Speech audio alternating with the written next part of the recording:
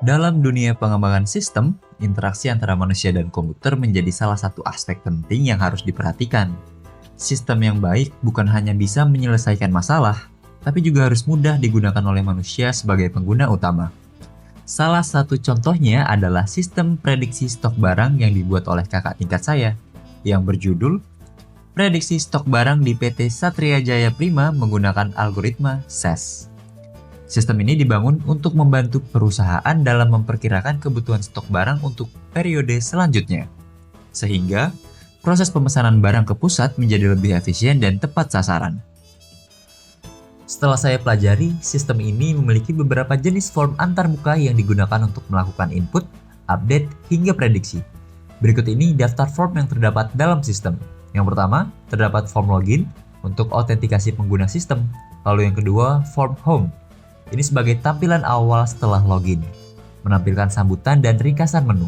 Lalu yang ketiga ada form data barang. Ini untuk melihat data barang beserta fitur tambah, ubah, dan hapus data barang. Lalu yang keempat ada form tambah data barang. Kelima, form ubah data barang. Keenam, form hapus data barang. Ketujuh, form data penjualan barang untuk melihat data penjualan barang beserta fitur CRUD. Lalu yang kedelapan ada form tambah data penjualan. Ke-9 form ubah data penjualan, ke-10 form hapus data penjualan, dan yang ke-11 form prediksi SES untuk input parameter alpha dan melakukan prediksi stok barang. Jadi totalnya ada 11 form yang digunakan dalam sistem ini. Kemudian, dari sudut pandang saya, sistem ini sudah cukup lengkap untuk kebutuhan dasar pengelolaan dan prediksi stok.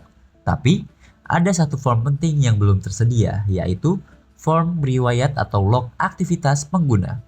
Form ini akan menampilkan daftar aktivitas apa saja yang telah dilakukan oleh pengguna di dalam sistem, seperti penambahan data, perubahan, penghapusan, maupun aktivitas prediksi yang dilakukan.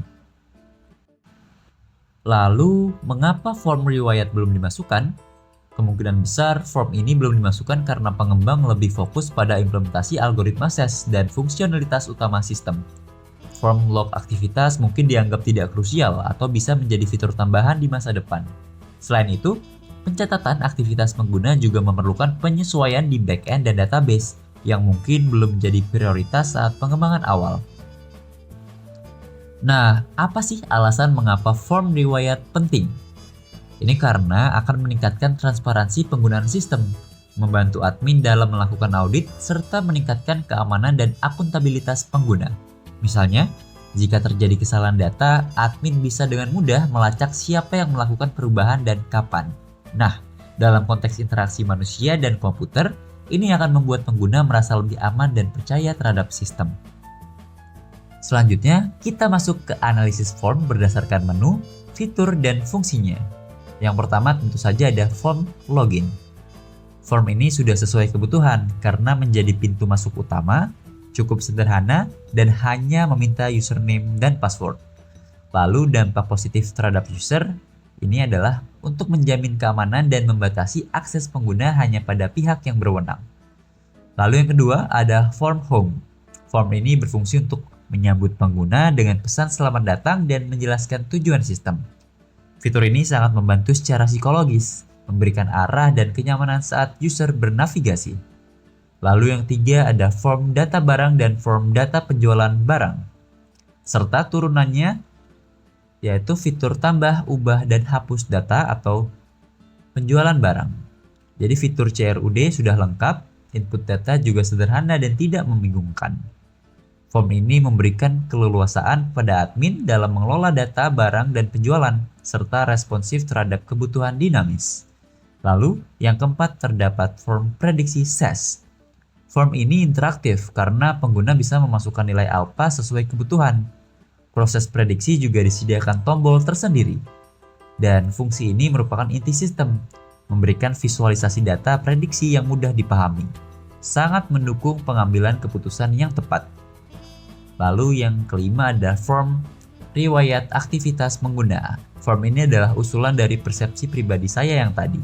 Nah, jika form ini ditambahkan, maka sistem menjadi jauh lebih lengkap, menambah nilai interaktif dan tanggung jawab pengguna terhadap data yang dimasukkan atau diubah. Ini memberikan pengalaman navigasi yang lebih profesional dan aman. Kesimpulannya, sistem yang dibuat dalam skripsi ini sudah cukup baik dalam memenuhi kebutuhan fungsional pengguna. Dari segi desain antarmuka dan alur interaksi, sistemnya user-friendly dan tidak membingungkan. Namun, dengan menambahkan satu form tambahan berupa form riwayat aktivitas pengguna, sistem ini bisa ditingkatkan lagi dari segi keamanan, kepercayaan, dan pengalaman pengguna.